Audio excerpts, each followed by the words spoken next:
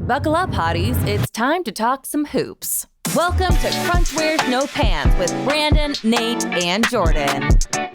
What's poppin', panty people? Welcome to episode 4 of Crunch Wears No Pants. I am Jordan, blame the billionaire's Alamat. That is Brandon, birthday boy Beck. Happy birthday to Brandon. And that is Nate. What's your nickname? Oh yeah, Nate. I don't want to be here anymore. All's dirt. And together we are. I don't know what that's from.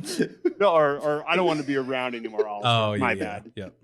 The vibes are weird when you record remotely. This is difficult. Right? But yeah, welcome to episode 4, baby. Presented by Pull Tab Sports. Make pulltabsports.com your homepage and consume all the Jimmy's dips and Joe Mama salsa you could possibly consume without dying. Gentlemen, icebreaker question. Are you ready for this? I'm going to wing it. Let's go. Please don't have anything to do with what I see in the notes. Yeah, no, we won't do that. I want to do a Pokemon one. We're going to make it up, and we're going to take turns. So I'm going to say a Timberwolves player, and you are going to word associate with a first-generation Pokemon. Does that sound like something you guys are interested in? Perfect. Right up my alley. Okay. You know first. yeah. First gen. Yeah, of Yeah. course. Yeah. Charizard, Pikachu. Well, Don't blow your proverbial Pokemon load, your Poke load here, Brandon. I know his first two guesses. All right, go.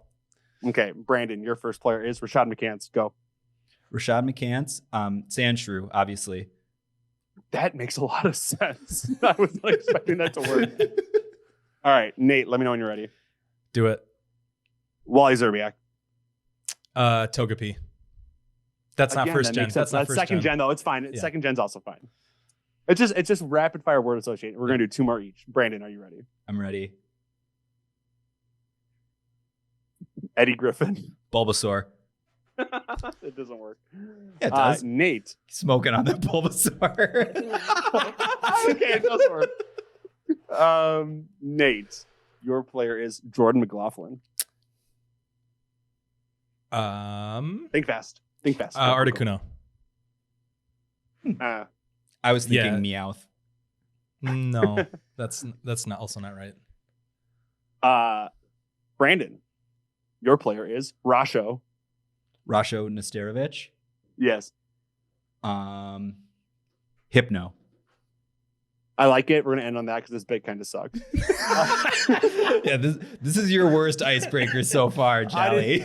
Okay. That's a great segue, Brandon, because I didn't feel like making an icebreaker question because I am down in the dumps. The goal of this podcast is to be like the group chat in audio form, and boy howdy was I letting it fly in the group chat. So I'm excited for this episode because we have lots of things to talk about, and I'm coming into it as like a single father, just watching his baby. No time to listen to podcasts or read articles. It's all pure vibes. So Brandon and Durf, I'm going to say some potentially incendiary things, and you guys have to talk me off the ledge. That sounds like a good agenda for the episode. Meanwhile, his dad's upstairs watching his kid. Absentee father, Jordan Alamat. I'm so busy. Hasn't seen her in a couple days. All right, so here's the bit. So we'll do how's the vibe, then we'll do that whole conversation. I have a little rant about the new regime. We'll play Wolves Family Feud, and then we'll do Guess That Wolf Random Wolf of the Week. Wow. And then we'll have a little bonus mailbag coming for you down the pipeline. But before we do any of that, you know what it is. Jimmy's Dips. It's apple season. Thanksgiving's coming up, and you got to have that apple crisp. Gentlemen, I did something a little bit exotic with the Jimmy's Dips the other day. So my grandma, since I'm being a single father right now, brought over an apple crisp. And you know what I did with the apple crisp? No. Go. Yeah. Do you want us to guess? Ate it. Yes. I did eat it, but I drizzled some of that Jimmy's Dips. And I didn't drizzle it with my fingers. I drizzled it with a Salt spoon. Bay. Caramel Bay. Just Caramel Bay. But yeah, it was fire. And because I'm allergic to apples, but since you cook it, like it changes that was chemical my makeup. Okay. Yeah. That was my I follow-up loved it. question. Oh yeah. So when you bake apples, it changes so I can eat them. Okay. And dude, Science. it was nuts. So this Thanksgiving, go cop some of that Jimmy's Dips, the caramel dip, either sea salt or standard. Both are $4.99. Drizzle it all over your grandma's apple crisp, or dip your own apples in it. Can you dip carrots in caramel? That seems That kind sounds of... disgusting. You could. You should try it. No, Just Don't run do Run that. it for us. I don't like it. But, maybe you're Celery. into carrots and caramel. Celery works. Okay, I mean, it's peanut butter. You can use peanut butter. Do caramel. No, well, Jimmy's doesn't make peanut butter derf. That's also weird to just not. be like, it's a completely different thing. So just do You it. don't- you don't- They're both brown. You don't make caramel and jam sandwiches? Yeah, who doesn't? Who doesn't? But what we're getting at is taste is a variable that is individual to you. So whatever you get with Jimmy's dip or whatever you eat with Jimmy's dips is fine by us. Just make sure you get it from Hy-Vee or Cub Foods. And when you go to the register, you say, "Hey, I heard about this from Crunch Wears No Pants." And the cashier will be like, "What are you talking about?" And then just go, "Baba bing." And then that's it. All right. How are the vibes, guys? They're not great. Since we last recorded, we are 3-4. We beat the Spurs, we beat the Lakers, and then the Rockets, and we had horrible losses versus the Spurs, Suns, Bucks, and Knicks. Rudy got the Rona. A video went viral about Anthony Edwards' lack of effort on a play that really set me ablaze. And the schedule gets tough starting as we record this in 45 minutes. So, with that said, how are the vibes? Brandon, you know the drill. Kick us off. Yeah, so I mean, the vibes are, I wouldn't have thought this time 2 weeks ago that we would be recording and we would be saying the vibes are worse than they were when we recorded, but they have gotten worse. They're really bad. I think the big thing for me with this team so far is like they've kind of like exhausted all of their benefit of the doubt at this point. So like we came into the season, we're like, it's going to be clunky, we're going to be figuring this thing out, but like they've got all this talent. Like we know this is a good team. I think we have gone over the hill of we no longer know that it's absolutely for sure a good team. They haven't demonstrated for any stretch of play that they're a good team. I mean, they've beaten some lousy teams, but they haven't even really played well in those games. So for me, it's kind of just to a point where it's like, now I need to see it, because as it stands right now, I think it looks like at its best, this is a play-in team and probably like a low, like 9-10 seed play-in team, not like a 7-8 seed. And like a month ago, we were talking about this team like they were going to be hosting a playoff series, and anything beyond winning in the first round was going to be a disappointment. Do you think that's a result of the lack of effort we've seen on the court? Do you think if they were actually trying, maybe losing some heartbreakers, we'd feel better about it? So I don't like the effort thing is like a big thing, but I don't think that's the only thing. I think there's kind of like this like cascading, like there's multiple levels to this. Yes, there's obviously like there's the big issues with the energy. There's Ant like fading out of being engaged. There's D'Angelo Russell has just been horrendous, like worst starter in the NBA, bad. They've been really, really hyper focused on like force feeding Rudy Gobert in the post as kind of a means to like prepare for the postseason, as a way to like counteract the idea that teams can go small on them in the playoffs. Like the way you counteract that is Rudy Gobert is gigantic. If he can post those guys up, you can't go small. So I think there's both like the vibes, there's like the energy, the effort, the stuff like that. But then there's also like X's and O's stuff that's going on and fit concerns. And it really like, I know we don't want to talk, I don't want to spend this whole podcast like ripping on D'Angelo Russell, but it like really like a lot of it boils back to D'Angelo Russell. Like the fact that he's just a complete non-factor on offense at all three levels and just a swinging door defensively, like just emphasizes every issue that this team is having right now. Is it right to say that D'Lo can be a bit of a key for the team, like unlock it? Because when he plays, even just fine, we're great, and when he plays great, we are like unstoppable. Like in the playing game example, like that's just the one that comes to mind because I like the best performance, like the Sixers game. Yeah, so last year, it's just so frustrating that he can't do like 75% of that more consistently. That's where I'm at with him. Yeah, so I mean, I definitely think like as long as he's on the team, he is a huge key for the team, just because of like the lack of any reasonable replacement for him.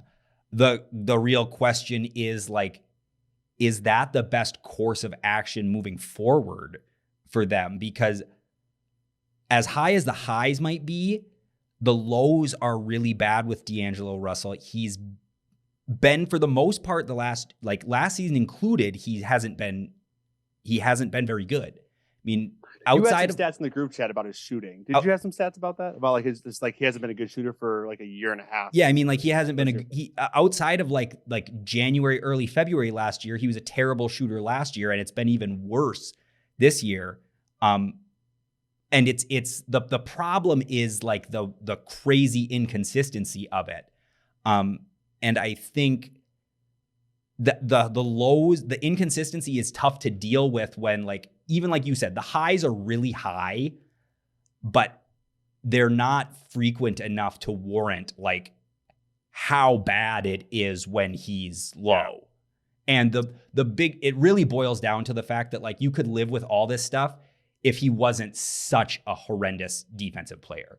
Like the fact that you get nothing from him on that end, it makes it impossible to deal with how terrible the lows are on the offensive end. Like defense is something that you can usually kind of bank. Like if a guy's guarding, he's not going to get hot or cold. Like Josh he's just, Okogie. yeah, that's something we know we can count on.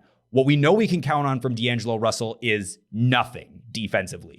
So he needs to be. Wait, hang on. Didn't he have like 6 steals that one game? But he was the right place, right time. Yeah, I'm not going to use steals to measure like the physicality that's right issues. place, right time. Like, and I don't want to just sit here and rip on D'Angelo Russell. The backcourt as a whole has been bad. You're gonna do your Anthony Edwards rant. Like, I'm not all the way there with like he's the biggest problem this team has, but I do recognize the fact that there are like legitimate concerns, especially on the defensive end and with the infrequent level of engagement. I don't know, Durf, do you have anything to say? I feel like we've been just kind of like spitballing with you just sitting there. Yeah. I just wanted to, I didn't want to like disrupt the flow. I have a couple of thoughts. Like D'Angelo Russell. Sorry. Yeah. I have a couple of thoughts and then a couple of follow-up questions for you, Beck. But I agree with a lot of what you said. Like on top of all of those fit issues, the personnel issues, this kind of makes up a team. It's just nuts to see like the span of time we go without offensive rebounds. Like we had one offensive board in the first half against the Knicks, which is just absurd. Yeah, so that's been like a kind of a concerted effort, and this boils back to the effort thing. It's not that they're not putting forth effort on the offensive glass. It's the fact that the transition defense has been so bad that they've abandoned pursuing offensive rebounds with multiple guys. It's basically like when Rudy's healthy, Rudy's in there, and like if he can get an offensive rebound, go get it. But we have to be so hyper focused on getting back on defense because the transition defense was so terrible to start the season. Because the first couple of games, they were really good on the offensive glass, but they were just getting killed in transition. Yeah. Yeah, and you see that too. I mean, you see the ball come off the rim and there's no one there. There's no jerseys because they've abandoned that. The only one who's getting offensive rebounds is J-Mac because and it gets to the point where he's like, I need to like light a spark or something. So he goes and steals a board from a 7-footer. Yeah, I mean, I wanted to cut him. I think He's never going to live that down. I saw you looking at the screen. Like, middle name. 7-footer. Yeah. I was wrong. Yeah, I'll happily admit it. Yeah, it's D'Lo. I mean, I feel like this team, there's more to it than this, but to simplify it, it feels like this team will go as far as D'Lo will take them. He's the quarterback of the offense. Oh, hang on now. No, I disagree with that. I don't think that's a hot take. Yeah, ride with that. I want to hear. Well, I'm just saying, like, if he's your biggest net negative right now, so if he goes from being this bad to being as good as he can be, that takes your team to a whole nother level, is my point. Oh, like the ocean raises all the boats type thing. Yeah, exactly. Like he's the floor. So he, go ahead, Beck. Yeah, but I think the notion that like they go as far as D'Angelo Russell takes them, I think it's a more likely scenario that if he continues to play poorly, they continue to de-emphasize him. I mean, I don't think we're close to this point yet, but I think there's a realistic scenario where by the end of the season, he's coming off the bench, whether they make a trade at the deadline or they do decide to lean into like that Jordan McLaughlin, D'Angelo Russell swap that people are talking about on Twitter in the starting lineup.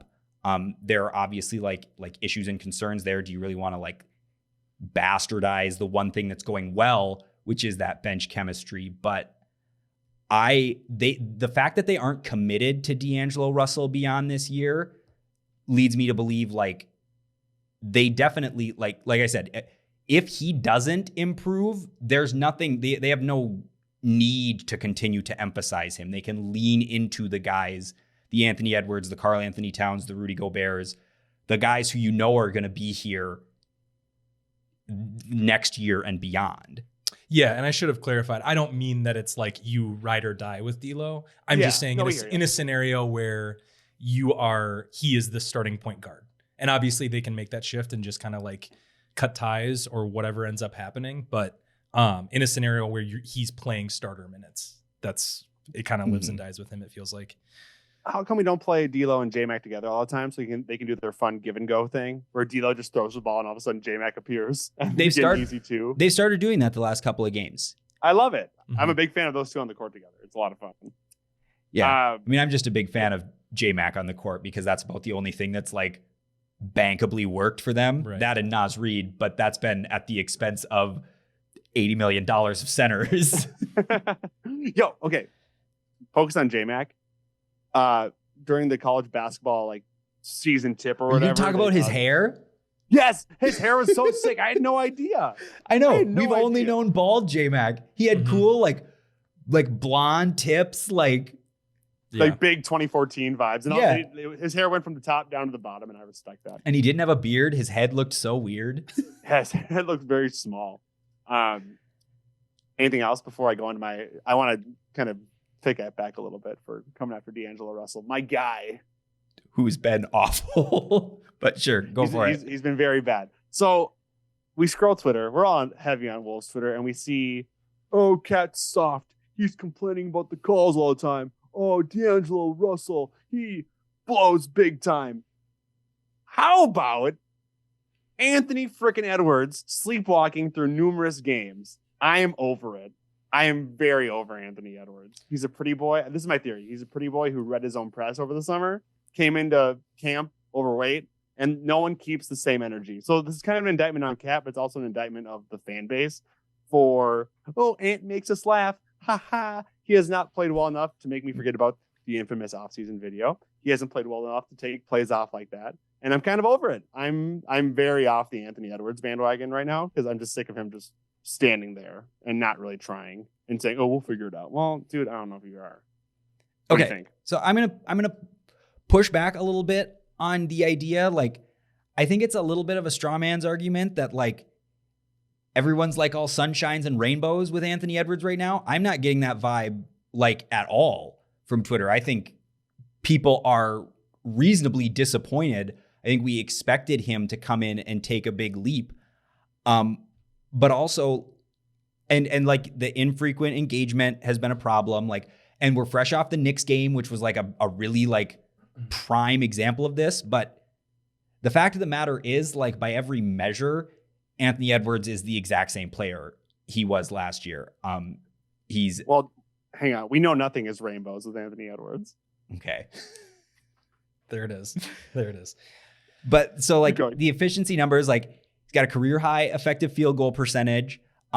He's shooting a another extra 2-pointer per game. The thing we've been begging him to do for 2 years, he's finally attacking the rim. It hasn't resulted in him getting to the line more, which is a big concern. The only thing he's doing worse this year than he was doing last year is that he's shooting free throws worse. And that's why his true shooting percentage is slightly down, but he's going to shoot 77-78% from the free throw line. That's what he did last year. That's what he's done his whole life.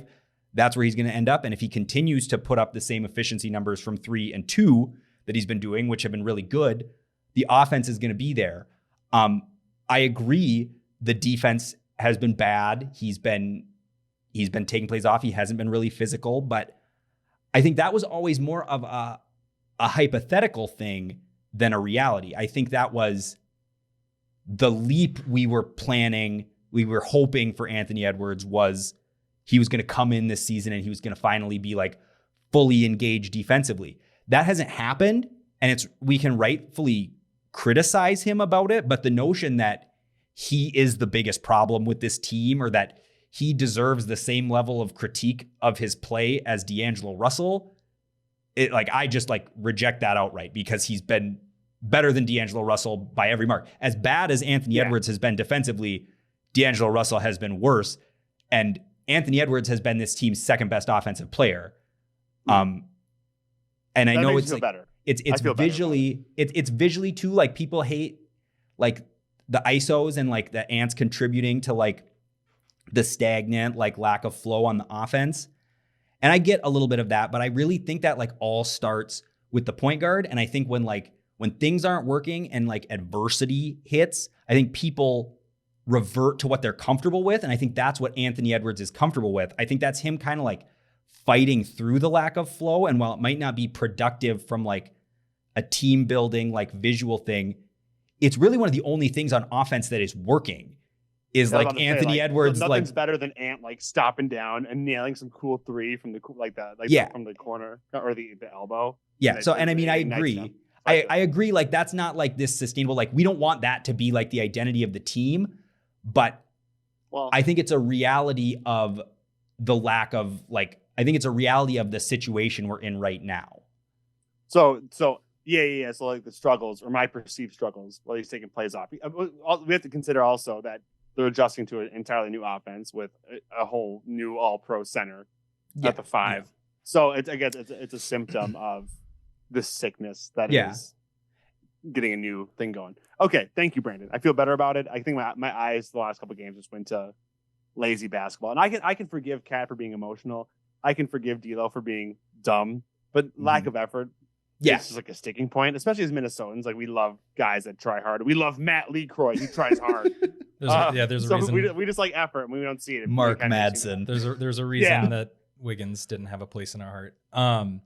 That's well said. Yeah, I do think on top of the things we've talked about, he came in overweight, he had a slow start, and that video is not a good look, obviously, especially with him turning around and then calling out his team and being you're talking about the hands on his hips video, right? Yes. Okay. Yeah, the one Jordan was referencing, and he calling out your team for lack of effort when then you have something like that. It's not a super great look. However, and I'll let you dive into that, but I was just going to say, I think also there's some just mental struggles with him not having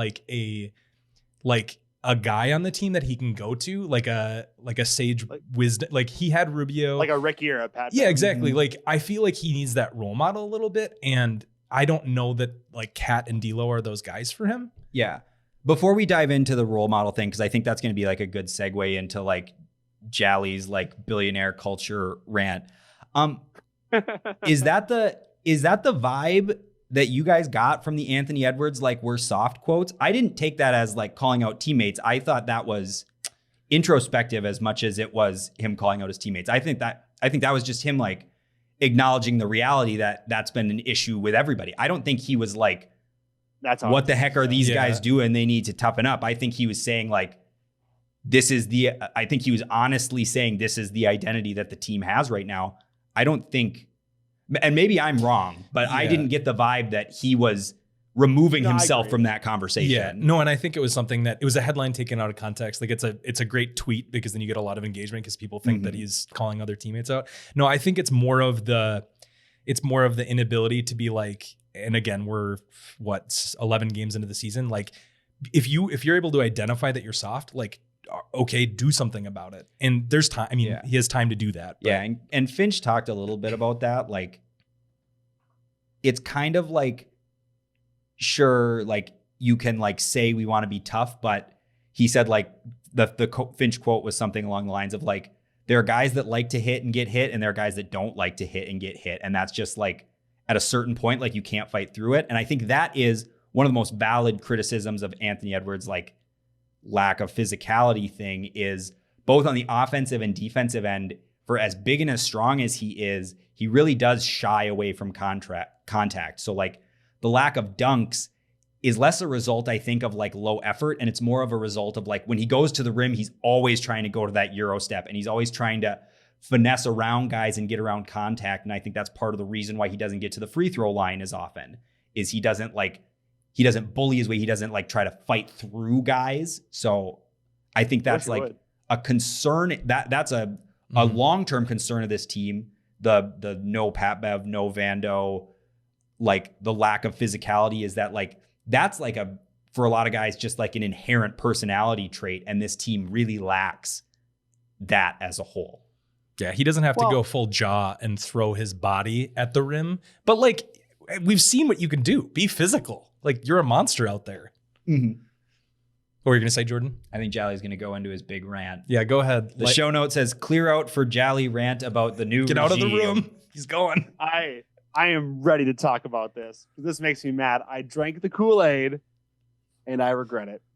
Diapers.com guy, Mark Laurie, is a fraud, dude. This man came in with new owner syndrome, and instead of emphasizing what was working and capitalizing on, hey, we raised up these guys from our system, let's go. They wanted to uproot it. They forced an uproot of what was working to put their stamp on it. Glenn Taylor's out. We're here, baby. Screw that. Try not to swear. And then they install this puppet leader, Tim Connolly, who I'm referring to as the foreigner. I hate it. I hate when a new guy comes in and makes these decisions. He came in to make his own big splash, kind of like a consequence of the new owner syndrome. And he wanted to, this is my team, make my stamp on it. And he prioritized the opinions of yes men, A-Rod and Mark Laurie, and maybe even my beloved Chris Finch, over the tried and true method of fostering culture and leaders, which we finally had, and which is why fans loved the team last year, because they tried hard and there was a culture. That's not here anymore. The vibe is dead. And historically, Minnesota sports have never found success when we try to buy our W's. Our teams and fans work best when nourishing our guys. Think about the mid-2000s Twins. This is wrong, by the way. Well, hang on. We'll get there. Jock Jones. And then we kind of bought Shannon Stewart, but we traded for him, whatever. But like when we try to buy success of the 2022 Twins, garbage. Butler Wolves, garbage. The Wild have been trying to buy victories their entire existence, garbage. So it makes you mad.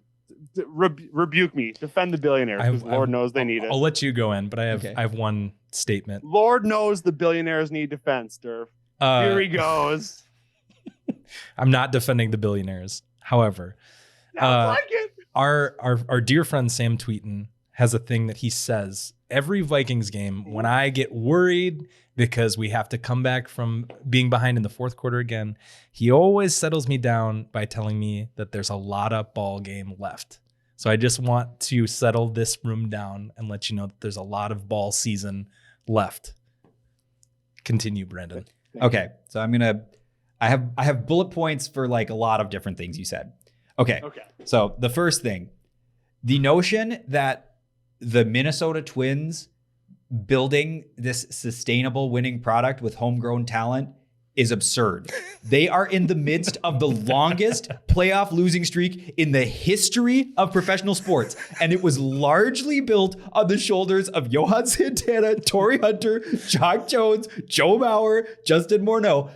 The criticism, the overarching criticism of that team for the last 20 years has been the refusal to invest in the team. The notion. That's my bad. I don't watch the Twins. I'm a big Mariners fan. I've been a Mariners fan since I was 6 years old. Everyone knows this. And the notion that the 2022 Twins tried to buy wins, marching the 16th ranked payroll in the major leagues out there, is absurd. They were trying. What Correa? Big signing. Oh, the one big. So, okay, Mr. Don't defend the billionaires guy. You would have preferred they have a vacant shortstop position and Carl Pohlad pocketed 35 positions. I want the Twins to hemorrhage money for the they wouldn't have hemorrhaged money. Jim Pohlad would have pocketed $35 million. I can't respond to that. That's what would have happened. Okay, so that's my take on the Twins thing.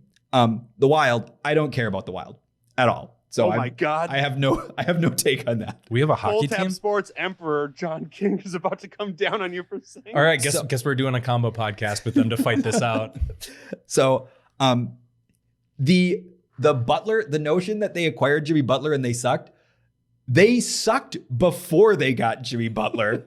Traded for the vibes are way better. The vibes are way better. Yeah, I was so much fun having them go out and win 23 games and then every draft lottery being like, I hope they get a guy that turns it all around. Yeah, we had a lot of Chris Dunn, this is the year. So many nice guys, though. So many nice guys. You liked watching Jeff Teague play point guard? You liked watching Jeff Teague play point guard. I liked watching Jeff Teague play point guard the year that they were good. They traded for Jimmy Butler.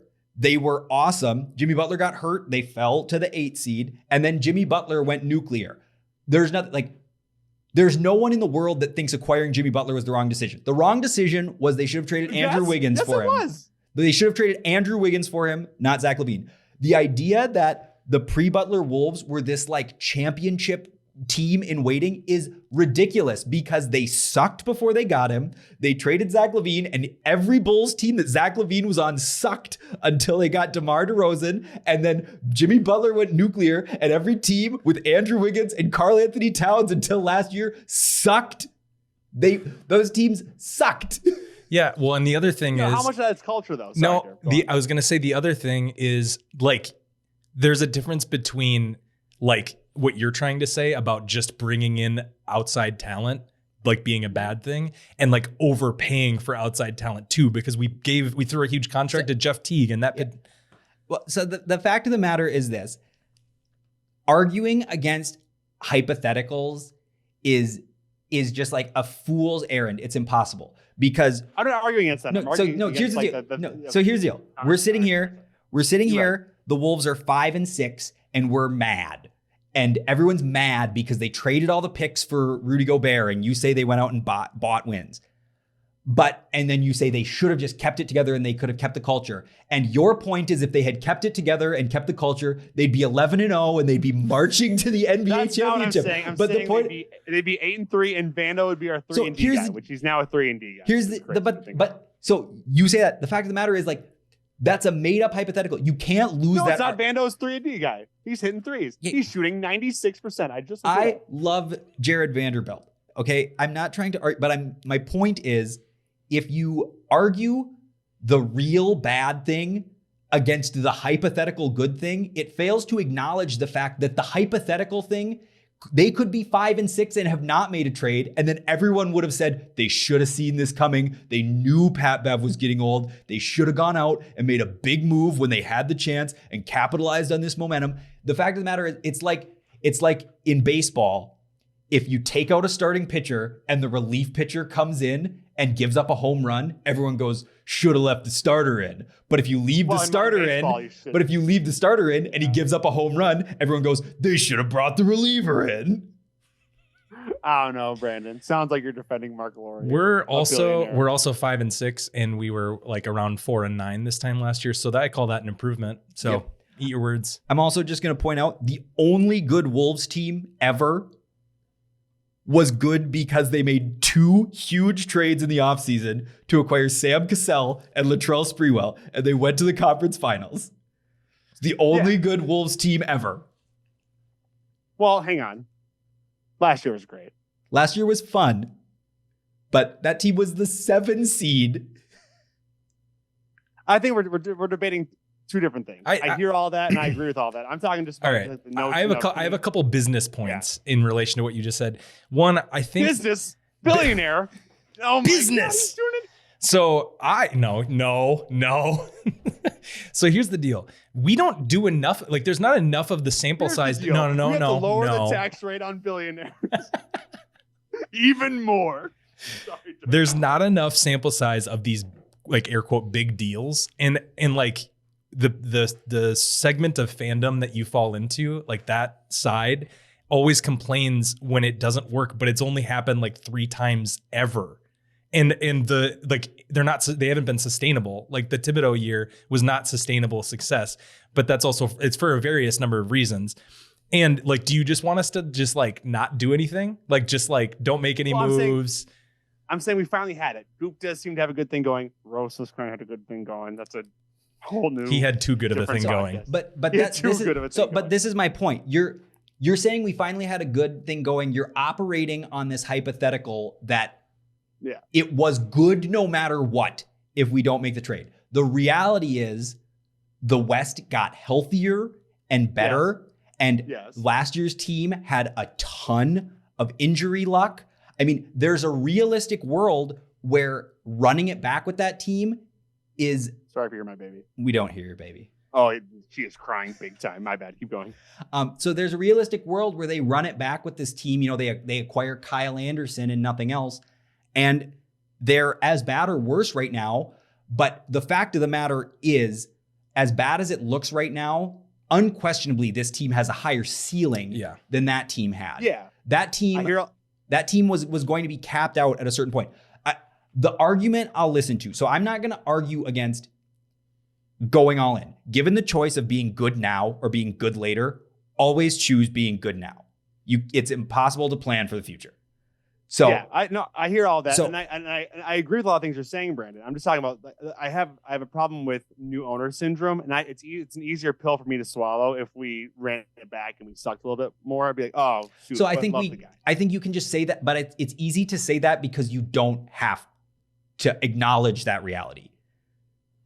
Because what if I go to the TVA and I put myself in that get Mobius and Loki on it.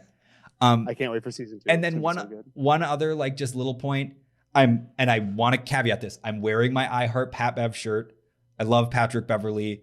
We support small bootleg jakescrafts.com business. He was huge for this team last year. He's also like 35 years old, and he has been awful for the Lakers. You think that's intentional? How about this? Walker Kessler has like the second or highest like win share. Win shares is the stupidest stat, especially in a 10-game sample size. I don't know, dude. Big brain. I want that big Cowboy brain Jackson guy coming back. Yeah. Walker Kessler's my guy. So, I was a big Walker Kessler guy. I will say that. But back to my original point was, yes, I'm not going to disparage like whether it be for new owner syndrome or whatever you want to call it. I'm not going to disparage them for going all in, trading draft picks, trying to make a leap, because that's the reality is that's how teams get good. The Milwaukee Bucks, they were farther in the path than the Wolves were, but they went out and traded for Drew Holiday. They won a championship. The Toronto Raptors had kind of capped out. They traded DeMar DeRozan for Kawhi Leonard. They won a championship. That's how you do it. The real criticism I think you can have is that they just made the wrong trade. Because as things stand right now, if you could go back in time and trade one fewer first round pick and D'Angelo Russell for DeJounte Murray instead of everything we traded and an extra first round pick for Rudy Gobert, I don't think anyone would question that being a better decision. I mean, yeah, and you're right. We shouldn't debate like hypotheticals. Yeah, I hear you. Sorry, I didn't mean to cut you off. So I think the point is like I'm not gonna disparage them for going for it, because that's what I want my teams to do, is go for it. And I think we also, like Durf was saying, we need to acknowledge we're 11 games into the season, and they have a really tough schedule coming up here. I would probably bet on them winning 1 out of these next 3 games, maybe 2. And it's not going to be this bad the whole season because there's too much talent. They might not be as good as we were hoping they were. But also the reality is they didn't trade for a bunch of guys on expiring contracts. Like Rudy's here, Cat is here, Ant is here. The biggest problem, D'Angelo Russell is gone. At the very least, you can just let him walk. So I mean, like, this is a longer runway. They didn't trade for those guys. They didn't trade for Rudy Gobert with being like, it's championship in 2022 or bust. It's a 4 or 5 year plan. Yeah, one, I think they were talking about this on the Dane Moore podcast, and I think that, like, to Beck's point, there's twofold. Like, we're building towards the future, so like the hope is that we make this big leap this year, and if it doesn't happen, we can run it back next year. To your wanting to stick with things as the way they are. So not only that, but there's also like we won that game with Rudy out because we started playing. We went back to like our style of play last year. And we won that game because we were playing the worst team in the NBA. Yeah. But my point is that we've seen the way that team can succeed in the way that we've succeeded last year. And we saw that there was we saw the ceiling for that. So Chris Finch is trying to install a type of offense and a type of play that's going to get us further in the playoffs. So we won't see those results right away. It's like working out. It's like you tear your muscles. Success isn't linear. You're hurt, and then you come back stronger. So like we're in that, we're in that season right now where like growth really hurts. It sucks, but like this is a thing that hasn't been done before, and yeah, whatever doesn't kill you makes you stronger. All that preaching thing. I feel incrementally better about it. And here's the deal: if we suck for most of the season, but we slide in at like a 10 through 7 seed, we are in a position to catch our rhythm at the right time and slay a giant, which I'm always a fan of. Right. So I feel marginally better about it. I'm still Mark Laurie is a suspect. Tim Connolly is a suspect until Rudy Gobert is a suspect until Rudy Gobert's been proven good. otherwise. Rudy Gobert's been You know good, who's though. not a suspect? Who isn't? Cat. Cat. Let's talk about him. Let's talk about Cat before we go into. We have Wolves Family Feud coming up, but briefly, let's talk about Cat. Are we stoked about this? 22 points per game, 9 rebounds per game, and an impressive 5.6 assists per game. Is it time to give Cat his flowers as like a guy that's doing all the right things? Should we Hit us back. pick him up for a sec? I think like stoked is like pushing it a little bit. I think we could definitely say Cat is not the problem, but it's really hard to be like really stoked about like Cat averaging some assists while we're getting our asses kicked by 30 points. But they're cool assists. They're cool assists. So, They're no, smart. I don't want to. I think Cat's having a very nice season, and in that Knicks game in particular, when it was like kind of no shows from everybody, nobody can say that Cat wasn't out there like bringing it, giving it his all, like laying it on the line. So like, hats off to him for that. I think like stoked like Cat's having this awesome season is a little bit of a stretch because Empty statistics. I don't think it's empty statistics, but I mean he's demonstrably worse this year than he was last year just because he's not contributing to winning as much. Well, you forget he hasn't proposed to Jordan Woods yet. Yeah, Once he that's the does- day. Yeah, that's the key. Oh, that was the other like just quick side note. The theory we had about D'Angelo Russell, to turn around his play, he hasn't had a second hairstyle yet. That's true, and also he might be very tired because of the kid. D'Lo, Like, Someone maybe- reach out to him. D'Lo, LA Yeah. Rams hair All of our sucks. all of our listeners tweet. All of you tweet at D'Lo. Tell him to mix it up. So I'm gonna tweet a deal and be like, hey, as a fellow father, I can watch Riley Russell for a little bit. Like, Yeah, you there can you go. trust me. There you go. And then like our kids can be friends, and you and your girl can come over and we'll make you sushi. I think D'Angelo Russell, let's do a double family date. It'll be great. he, And he, maybe that'll turn the season around. he listens to our podcast just like we know that Cat listens to our podcast because he immediately started shooting threes after our last episode and then we called him out. And you know what's crazy? On his Instagram story, he posted, you won't believe this, a jar of Joe Mama's salsa. Yeah, he Nuts. did. And he tagged us in it too. Absolutely nuts. Friend of the show, Carl Anthony Towns. Friend of the show, Carly Downs, salsa of the show, Joe Mama's Salsa. What is there to say about Joe Mama's Salsa? It's a locally owned business. They're from River Falls, Wisconsin. They use locally sourced ingredients. Remember, we do not rock with big salsa. We can't do it. We don't do it. We support Joe Mama's Salsa. They have my favorite, roasted garlic or the pineapple mango or your standard salsies, your milds and your hots. So make sure you go cop a pack up at joemamasalsa.com. That's JOMOMMAS. Brandon, do you want to take us through Wolves Family Feud? Or do we have more things to say? I think we can move on. We're running up on a little bit of time here, I think. Yeah, we were talky talk boys. Lots to talk TTVs. about when the Wolves suck. Wolves Family Feud, take us through it. What do we do? So it's time for America's favorite game, Wolves Family Feud, and I'm your host, Brandon Beck. Yay. Some quick rules. You all know the rules of Family Feud. There are 6 list-based questions. I will ask the question. Durf and Jally, one of you will buzz in, and you will answer the question. If it is on the list, the board is yours. You have the opportunity to guess as many things on the list as you want. 2 strikes, and the board goes to your opponent for 1 guess to steal the points. Last 2 rounds, worth double. So, gentlemen, do you have any questions? Are you ready? What's gonna be our buzz? Do we say our names or Just go say bzz? just say your name. Can I go bzz? You can do well, but how am I supposed to know who? Yeah, that bzzed? could be either of us. Well, I'll mine's say, really I'll say distinguishable. Durf and he'll say And Bzzzt. he'll say bzz. Okay. I'm going to say Bzzzt. All That right. helps you. I'm gonna say Durf. All right. Let's go. Okay, you'll just give the board to him. Yeah, that's not a good No move. shit. You're right. All right, gentlemen, the first question. The top 7 answers on the board. The Timberwolves have had 7 first overall picks play for their team in franchise history. Name a first overall pick who has played for the Timberwolves. Bzzzt. Jordan. Durf was in first. I Durf. Bzzzt. Durf buzzed. Nice. Yeah.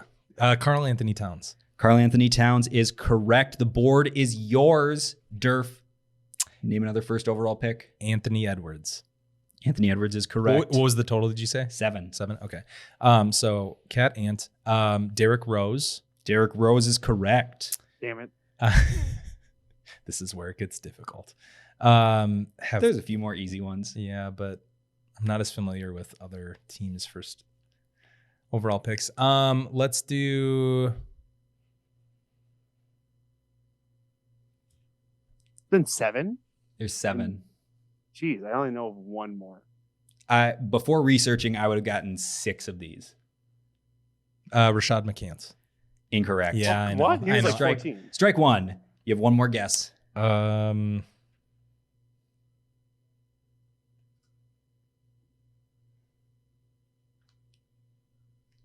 You're missing a really obvious I one. know. That's why I'm trying to stall.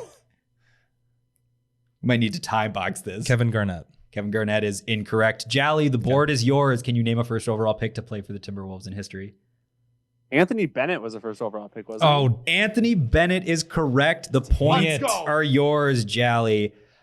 You guys missed Andrew Wiggins, Michael Olowokandi, and Joe Smith. I forgot the Yeah, Candy I Man. shoulda- Joe Smith was the first overall pick. Joe What Smith year? was the first overall pick, the year that we got Kevin Garnett. We Wait, I Kevin get all Garnett. those points? Yeah, you get all 4 points. you're welcome. That's how Family Feud works. All I right. haven't watched Family Feud because I haven't been sick from school in 15 years.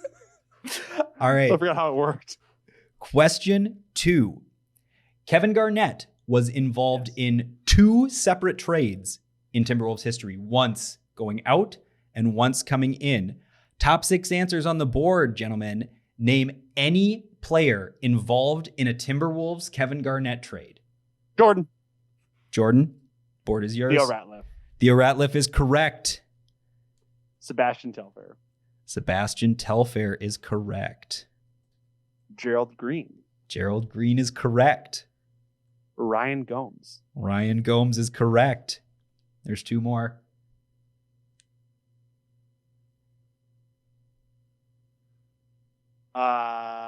Freaking, what's his name? Thaddeus Young? Thaddeus That's- Young yeah, I was is trying to think of him. correct. One more answer on the board for all the points. Ugh. I can't believe this. This should be the most obvious one. That makes me so sad because I just can't remember. Randy Foy? No, it wasn't Randy Foy. Incorrect. Strike 1. You have one more guess. It's the most obvious one? Yes. I can't think of it. Hang on. It can't have been that obvious. It is. If- Just make a guess. Well, I'm trying to think of it. This is great podcasting when you just sit there silent. I know. thinking. Well, I can edit. I'm editing it, so the silence will be much more short, and there'll be a game show bet underneath this, Brandon. I'm producing as I participate, which is really impressive. Unnamed second round draft pick. Unnamed second round draft pick is incorrect. Durf, the board is yours for the points. Oh, good Lord. If it's obvious, that means that I should know it, You should. but I don't. And I'm going to continue buying time because Jordan bought time for his. Yeah, keep going.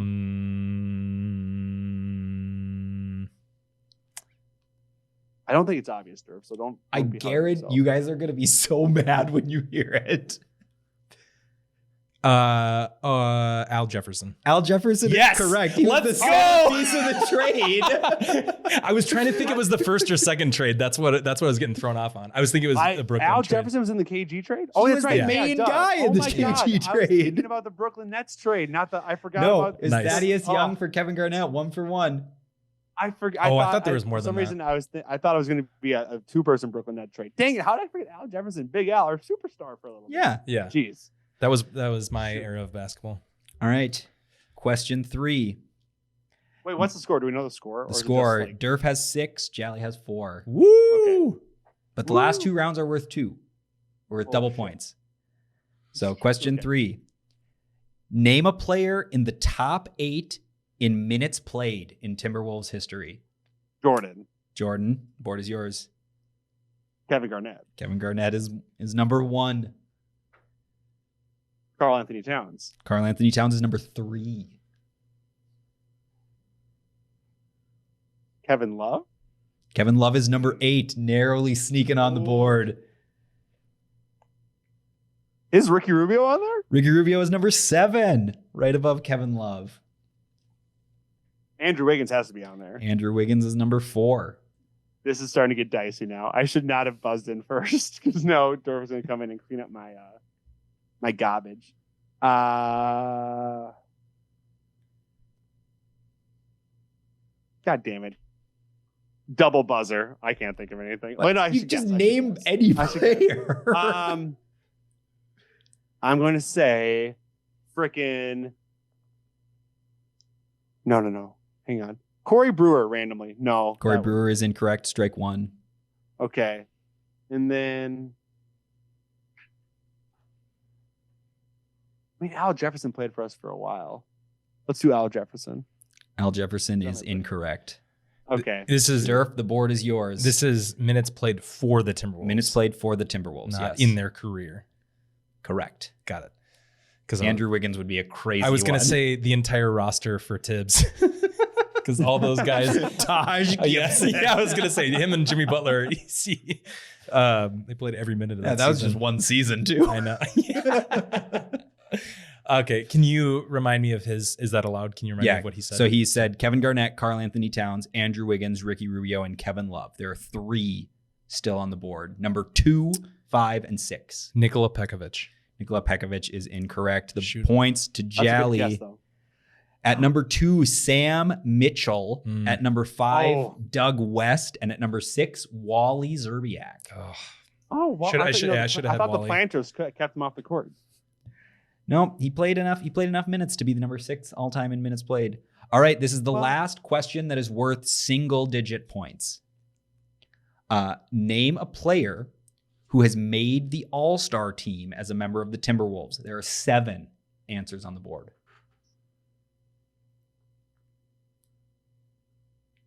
Oh, is Durf? Nobody has buzzed in. Okay, Jordan, board is Just get yours. the game going, Durf, because I know you're trying to strategize yourself to the victory, but I just want the points. I go for it. Go for it. I'm a go for it type of guy. Kevin Garnett was an all-star. Kevin Garnett was an All-Star 10 times. Karl Anthony Towns is an all-star. Karl Anthony Towns, All-Star 3 times. Sam Cassell is an all-star. Sam Cassell, All-Star once. And you said they obviously to be Timberwolves always happen, Yep. right? They had to be an All-Star when they were on the Timberwolves. Now it's starting to get a little bit hinky. There's a, after player, those guys. there's a player with 3 All-Star appearances and 3 players with 1. Really? Oh yeah, Wally was an all-star. Wally Zerbiak is correct. How many? There were 7. Yep, so you got 3 more. You had 7. Was Isaiah Ryder an all-star?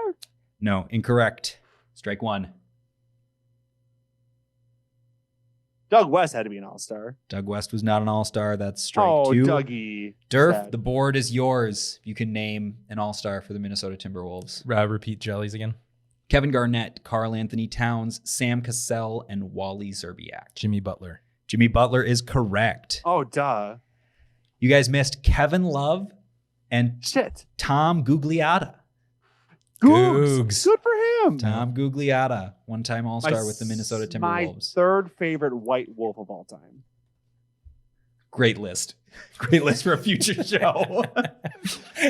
All right, gentlemen, we are heading into the double points round. The score is Durf with 11, Jally with 9. So it's anybody's game. You might notice these last 2 questions are a little thematically similar. Oh, is it about Star Wars? No. Oh, it's about the Timberwolves? Yes. The best team in Timberwolves history, the 03-04 Timberwolves, went 58-24. By points per game, name the top 8 leading scorers on that team. Oh my God. The top 8 leading scorers? On the 03-04 Conference Finals Timberwolves. Okay. Durf, you're really gonna do this? This is like right before I got really into basketball. Okay. So this is out of my wheelhouse. All right, Jally, you're in. Top 8. Top 8. I mean, you can get the top. You should be able to get the top 4. Yeah. So Kevin Garnett, Sam Cassell, Yes, Charles Freeland, yes. Wally. Yes. Those are the top four. So it had to be Troy Hudson. Troy Hudson is correct. Those are the top 5. Okay. Now it's going to start getting weird. Ola Candy was a starter, so I'm sure he. Ola Candy, number 7 at 6.5 points per game. Now, who is number 8? You've done really well. You've got 6 of the 8.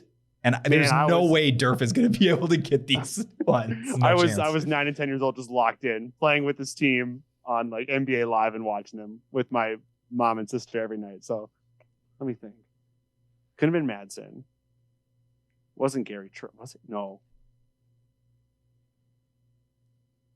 You do have a Hoiberg? strike. You do have a strike to work with. Fred Hoiberg is Nice. correct. Number 6. You have the number 8 leading scorer and his 5.6 points per game. It was only 5. Well, I yeah. feel like he was eighth- like an assassin. I thought he was hitting like 12 points a game. No, Like, the Fred NBA was Hoiberg was 6.7. The guy you Oh, haven't okay, guessed okay. was 5.6. Oh. I still have one more. Yeah, you've said Okay. the top 7. So Trent Hassel, defense guy. I just don't think he was scoring like that. I also said Gary Trent. What was Gary Trent's number? Like Remember his what jersey jersey number number? I don't know. he had? Yeah. Is that going to help? I guess I was going to say Gary Trent. Gary Trent is correct. Jolly Nice. sweeps the board in the double points Good round. job. Yes. No strikes. Jolly, that was a my- hell of a round. Durf, my the God. score is 25-11. That means you need to get 7 of the 8 of this next one just to tie. Easy. And all 8 to win. Easy. I'm just going to I feel say, really Yeah, good this about is going to be Durf, out you of my are- wheelhouse. you are screwed because I said there's going to be thematically similar. Gentlemen, the worst team in Timberwolves history Oh, no. was the 2009-2010 team that went 15-67. By that points team. per game, name the top 8 leading scorers on the 09-10 Timberwolves. Jolly, you're in. Okay, that team was a weird ass team. Oh, Johnny Flynn. Johnny Flynn is correct. Number 3 at 13.5 points per game. If that gives you a sense for who was scoring on the team. That's so bad. Wayne Ellington? Wayne Ellington is number 8 at 6.6 Nice. points per game. I'm so sad we got rid of him because he just is a nice guy. Someone booed Wayne Ellington when he came back like for the Lakers. I Why? got really sad about that. Fountains of People booing Wayne. Wayne Ellington? Now, why would they boo Wayne great Ellington? dude. Great dude. Yeah, whatever. Kevin Love. Kevin Love, number Right. 2 Nice. at 14 points per game. Al Jefferson was on that team? Yeah. Al Jefferson led that team in scoring, 17.1. Oh, God. That footwork was immaculate. Corey Brewer. Corey Right? Brewer, Yeah, number yeah, 4, he's on the team. 13 points per game. Jolly, you're killing it here. Thank you. But This you, is, again, you might I know I leave say so- you might leave the board open for Durf to steal the win if you get it all but one. oh no. There's a strategy here that I've been playing. Continue. Wow. I just want to take this time to be like, I know I say some wild stuff on the pod. I've watched a lot of Timberwolves basketball, and I hope this bit just like demonstrates that. So he has no excuse when he makes those claims. No, I just am Continue- very continue. passionate. I think Uh, Jolly can get 7 of these. I'd be shocked if he got all 8. Well, who have I said? I said Al. Al Jefferson, Kevin Love, Johnny Flynn, Corey Brewer, and Wayne Ellington. Darko? No. Yes. Is that your guess? Give me Darko. Yeah. Darko Milicic, number 6, 8.3 points per game. That was the year we traded for Darko. He only played like 24 games. What an era. What an era. Did I say Ryan Gomes? He had a nice little run for us. Is that your guess? Yeah. Ryan Gomes is Damn correct. it. Number 5. That leaves number 7. So, Jolly, just for the record, if you don't get this and Durf gets it correct, Durf wins. I would love that. I don't I've think done Durf. 7, right? I don't think Durf has ever heard of this guy. How many strikes do I have? I was, You have I no was- strikes. I was really hoping he wasn't going to Gomes because that was the one surefire one I knew towards the end. Who else was on that freaking team, man? I was scoring. This guy's a great future random wolf of the week, I'm sure. How much do we have? Start the countdown timer. 10, 9, 8, 7, 6, 5, 4. Ramon 3. Sessions. It's Ramon Sessions. I forgot we had Ramon Sessions. I was like, it can't be Ryan Hollins. I'm That's- not saying it's Ryan very Hollins. impressive. Ryan Hollins was number 10. Amazing. Jolly, that was an incredible performance. Let's go. Final I'm score amped. of 41-11. Nice Jordan job. Alamat Oh. takes Wolves Family Feud with Ramon Sessions at the buzzer. Oh boy, I could run a marathon. I could sprint a marathon. Right Please don't now. do that. Durf, have Please you ever don't. heard of Ramon Sessions? Yeah, I've heard of him, but I wouldn't have known when he played for us, how many seasons, anything about that. I don't even know I what was position. excited Damn when right. I was He was a excited dunker. when we signed. No, he was a point guard. I was Oh, excited no. when we signed Ramon Sessions because he had like a 40-point game for the Bucks the year before that I remember watching on Sports Center, and I thought like this guy must be really good. And Well, that was the era of Timberwolves basketball where we were like, this guy has a pulse. We need him on He's the gonna team. be so good. not like Sasha Pavlicek or whatever. It's like Sasha this guy's Pavlovich. real. Was All that his right. last name? Pavlovich or something? Sasha Pavlovich, yeah. Yeah. I believe NBA Classic. champion Sasha Pavlovich with the Cavaliers. I shouldn't be so cavalier with the way I talk about him if that's the case. All right. My face is red from how excited I am. That was about- awesome. Yeah, That was very well good. done. Very impressive. All right, do we want to move on? I'm also on Random Wolf of the Week. Guess that wolf. Wow. Wow. All right. Gentlemen, you know the rules. Random Wolf of the Week has to have played at least one game for the Timberwolves. 5 hints. The hints get progressively easier. Gentlemen, are you ready for this week's Random Wolf? Let's do it. I don't think so. We worked After together that, on this I think one, I'm remember? done. Yeah, you're right, but I'm gonna. No Murder throwing you. up Hail Marys. Okay. All I'll right. run it by you. Hint number 1. He has a brother who played parts of 3 different seasons in the NBA. A brother, you say? Yes.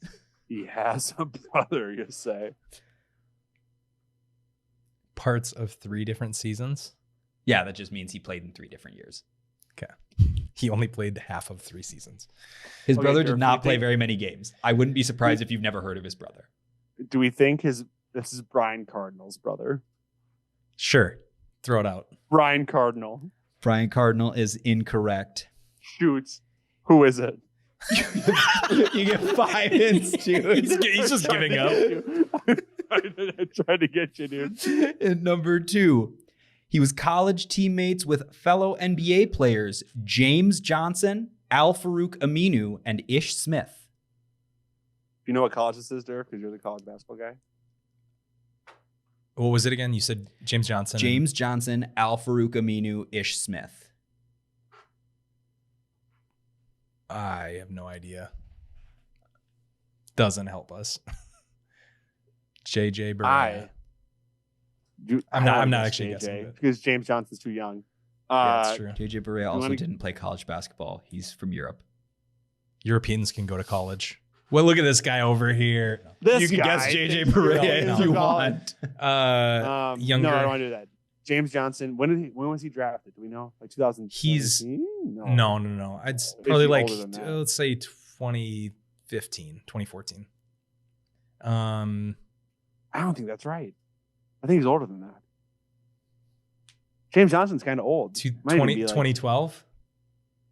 I think it might be Rook. You think he's been in the league for 10 years? Yeah. It was the Mavericks, right? Okay, we just got to guess. James Johnson played most of his career with the Heat. Oh. Who am I thinking about? JJ Barea. Did he play college with did he play college? Did he go to college with Jared Bayless? No, he was Kentucky. You want to guess Jared Bayless there? Sure. Jared Bayless. Jared Bayless is incorrect. I think Jared Bayless went to Arizona. I don't know, dude. But Yeah. I- But it's for regardless, another I'm time. so- he's I'm so exhausted from Family Feud. I have no idea what's Yeah. going on. That's incorrect. All right, hint number 3. He made the playoffs in each of his first 9 seasons. Oh, Jeff Teague. Yeah, Yeah, it's Jeff Teague. Jeff Teague. It is Jeff Teague is correct. No way. What No college was it? frickin' way. Wake Forest. Oh yeah. Okay. So the other, Chris Paul. so the hints. The first hint: his brother Marquise Teague played that 3 wouldn't have been. seasons in the NBA. He was teammates with James Johnson, Al-Farouq Aminu, Ish Smith. Made the playoffs in his first 9 seasons. Next hint was he was a 2021 NBA champion with the Milwaukee Bucks. I don't think that would have helped. And the final hint was he played parts of 3 seasons for the Wolves, averaging 13.4 points per game and 7.1 assists. Yeah. The making the playoffs 9 years in a row was the. I thought maybe you would think that was Pat Beverly. Yeah. I just remember that being the thing where we're like, oh, we're gonna make the playoffs because we have Jeff Teague and he can't not make the playoffs. Great job, I didn't guys. think That that. was I think that was the fastest wow anyone has gotten before. Yeah. 3 hints. That Good was choice. good. Good choice. Good teamwork, everybody. Great job. Is it about that time? Little mailbag time. Let's do it. Bonus segment. So we solicited for questions on our social media. Make sure you follow those at No Pants Crunch on TikTok, Instagram, and Twitter. Also, I forgot to say this in the front end of the show. If you're listening to this far in the show, it means you like it. So please give us a 5-star rating, leave a review, and maybe we will answer your question. We have questions from 3 people, but 2 of them gave us numerous questions. So we should have some fun with this. We're gonna start. This is from my friend Jeff, DJ Hamster Dance. Nice. This will require its own bonus segment at some point, but just briefly, real quick, what is your favorite all-time Timberwolves jersey? I'm gonna make you do one with the trees and then one without the trees, like a more whatever you think that is. All right, Brandon, you start. So I have a hot take. I don't think the trees aren't my favorite Wolves jersey. My favorite Wolves jersey is like the JR Ryder dunk contest era with like the light blue, the green Wolves lettering, like the old school. Those are my favorite. Those are my favorite Wolves jersey. The inaugural jerseys. Yeah, those are super clean. Can't go wrong. So you're exempt from naming 2. Yeah, I mean, I like the Christmas tree jerseys. The black Christmas tree jerseys are the best ones. What I'm wearing right now is my favorite, but I would say the throwback Wolves, the like lighter blue with the green trim, just the lines, like when KG first came to the league. Okay, yeah. Those are the same. Yeah, I think that's the same ones we're talking about. Yeah. Then second that. Yep. Yeah. Jow's gonna come in with the new city editions. I do like those. This podcast isn't coming out before them, but they come out tomorrow, 9 a.m. I'm gonna buy them. I mean, the city edition from last year are just crazy. I just love how it has the blue that you guys are talking about. It has like the swatches on the side from the gray city editions, which so it's like blue and then into that navy. And then the trees and the font that just says Wolves. I thought those were super fire. Also, the Prince jerseys were just great. I thought that was really fun. Beck and I made eye contact because Beck is very strongly opinionated about this. Not the jerseys, but the frequency of the jerseys. Yeah, I think Prince. We overdid Prince night a little bit for like 5 years. Yeah, but they were but like the jerseys they were cool. fire. Yeah, you're right. The jerseys were cool, but it was like it kind of got to the point where it's like he's been dead for like a really long time. Yeah, but like that's our guy. Yeah, we don't care about Bob Dylan. I don't give a shit. Bob Dylan doesn't like us. We don't like him. What are our thoughts on the Muskies jerseys? I always liked the Muskies jerseys. Way too much. I think they aged. I didn't like them when they first wore them, but they also there was also like the bit where they sucked in the Muskies jerseys, but they also just sucked.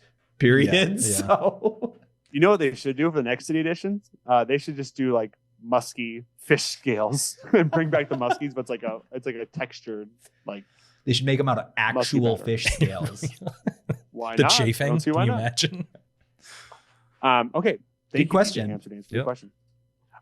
These next 3 are from Holly. Holly's a real one. She's very funny, very active on Twitter and Instagram, and she sent us some great questions. Who has better dunks, Ant or Crunch on the trampoline? Well, if we're talking about this year, it's Crunch on the trampoline because Ant doesn't even dunk. Caveat though, Timberwolves games are a family event, and when Crunch dunks on the trampoline, he reveals his gooch to everybody. Have you thought about that, Brandon? I'm gonna stick with Ant on this one. The dunk on Yuta Watanabe and the dunk on Gabe Vincent, which was a dunk. I don't care if the refs stole that moment from us. Those were like life-changing experiences for me. I have the Yuta Watanabe dunk framed in my basement. I look at it before every game. Sometimes after the Timberwolves beat Miami, actually in the Gabe Vincent dunk game, I was at that game after the Wolves won that game. I went home, I poured myself a nice glass of whiskey, and I toasted Ant dunking on Yuta Watanabe in my basement. That's so great. That's so great. Durf, Crunch on the trampoline or Anthony Edwards? Do you support dicks in the air or do you support real basketball? Dicks in the air always. Yeah, me too. I mean, it's got to be Ant just because, I mean, there's some great creative Crunch dunks, but he's using a trampoline. This guy's anti-slam ball. Beck, can you believe it? He's not about the working man's fun. I hate Jordan. Here's a. I know we don't have. I'm quitting the podcast. I know we don't have. Like a gigantic listener base, but you know the famous like Larry Nance like dunk and he turns into Patrick video. Someone needs to like turn Crunch dunking over Gabe, like Ant dunking over Gabe Vincent into Crunch with no pants on. That would be amazing. Jake at Jake Scraps. I know if you're getting into the animation, Jake now Scraps. Future sponsor of the pod. I think my answer is also Ant because Crunch gets all this air and all this help from the trampoline, but he doesn't do anything with it. Yeah. Also, like he kind of just goes like this and then just hits like a he's power underperforming. slam. also like the dunk crew, like the college kids that come out with him do like just as cool or cooler dunks than Crunch. He's just like he fits into the crowd too much. Yeah. I want someone to dunk themselves. Just go through. Name your favorite Crunch dunk. You can't. Name your favorite Ant dunk, and there's two choices. Yeah, you can't argue with it. Is it bad that when like they jump off the trampoline, I want them to get injured? I want to yes, see that is bad. Next time we get Red Panda, I want to see her dunk herself. Someone dunk over Red Panda while she's not flipping Crunch bowls. Not Crunch. Crunch teabagging Red Panda. Great first question. Second dunk question. We can just kind of quick go through this one. What will it take to have McLaughlin get a dunk this season? I think it's just a clean, fast break. Right? McLaughlin has like 20 dunks in his career. He dunks. Yeah. He dunks like. I think he almost had one the other day. Yeah, he just dunks. Yeah, but like he goes like, I want like a yeah. I mean, yeah, he's not. I mean? I said this on the first episode. He's not going to jump over Gabe Vincent and hammer. Well, it's going to him. be fingertips, not he full won't. wrist. I doubt he'll dunk on a fast break. He's more of like an in-traffic dunker. Like I think back to his rookie year, he had that awesome dunk against the Warriors in like his first really good game where he J-Mac? Yeah. He had like kind of like a dunk in traffic. You didn't expect him to throw down. So he's not going to dunk in transition because like it's unnecessary and it's dangerous. It's harder for him than just laying it up. But there are like situations where like he's driving, he's got a full head of steam where it's advantageous for him to dunk it. And he does that when he has like a clean runway. Yeah. I love it. Okay, now this is how I know Holly's a real one. This is her third question. I'd love this question. We're going to love it. Would Naz Reid be able to defeat the Night King and take the Iron Throne? Yes, obviously. Yeah, I don't even think we have to say why. I think we all kind of assume like Naz Reid is the Arya Stark of the Timberwolves, right?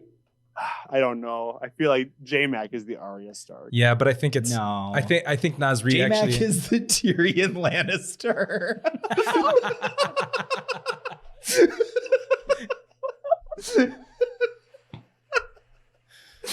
This fits perfectly into Jordan hating him and then having to come around. I'm all in on it. I don't know if Naz Reid could take on the Night King. If I'm being honest. Naz Reid, though, Yeah, he's got all that fancy footwork. I think that translates well to like the fancy knife work that she was able to pull off. Kind of like hidden face or like faceless man Yeah. stuff. Okay. I also think that I think he fits that role better than she does because they kind of force that storyline. This I think guy he makes doesn't more want sense. women to thrive in popular culture. Quits the pod. I don't think they forced the Arya storyline. I thought that was one of like the more like they like built up to Arya being a badass from like season 1. You clearly didn't read the books. I didn't either. I just heard people that read the books. I own the books and I'm going to read them eventually. Yeah. When you're done reading about Kira and Crimson Reign. I finished that a while ago. Now I'm reading Bloodline. Well, there's a new one where she's taking on Palpatine. Yeah, but that one's just came out. I need the whole thing to come out so I can get it on trade paperback. Yeah. Okay. This has been Star Wars you Comics nerds. Talk. Yeah. We'll start a separate. Let's go back to Pokemon. Pull tab nerds. Yeah, pull tab nerds podcast eventually. Okay, Holly, great questions. Love that. Next are from at podcast mentioner Sam Tweeten. He gets mentioned all the time. Podcast mentioner. Mentionee? He gets mentionee. Yeah. You're right. Sorry. He's a Mentioned member of the Crunch Wears No Pants team. He's a member of our basketball group chat that inspired the He pod. feeds some of this. We steal opinions from him and then we reword them. Yep. Kind of like what we did in college. Okay, his first question. Which Wolves player would have had the coolest final smash if they were a character in Super Smash Bros? Durf, this is all you. Give me one sec. But I'm going to answer. Oh, This is all you, but I'm gonna answer too. You can go if you have it. I just want to give this I think this one's Nasreed again. That's what I was gonna say. Yeah. You guys are wrong. Who is it? Honestly, Who's it no. playing? Honestly, I think it might be J-Mac. I think J-Mac has kind of a Pikachu final smash where he pulls the gigantic lightning bolt. Continue. It's Nate Knight, guys. Obviously. Okay, The it's- headhunter. Nate Knight is out there hunting heads. Nate Knight is dunking you off the map into oblivion. You know, Gerson Rosas is a great finishing move. Half our listenership are family members. Well, it's fine. I've said worse at Thanksgiving under the influence of mimosas. Nice. Mimosas at Thanksgiving? I don't know. No, it's cool. Yeah. Just like I the- just didn't just know it like was a the thing. Pilgrims I'm did. gonna start doing it. Yeah. Just like the Pilgrims did. Sidebar. Okay, we have a mimosa story. Christmas Day 2010. Do we have time for this story? Do you want to hear it? I don't know. How long You're is the the showrunner story? here. The story is 2 minutes. Cool. All right, We we're were starting the drinking timer mimosas. now. Yeah. Senior year of high school, I'm drinking mimosas with my mom. You were Mom's like, 21 don't have a in girl- high school? No, I was. How dare you? Wow.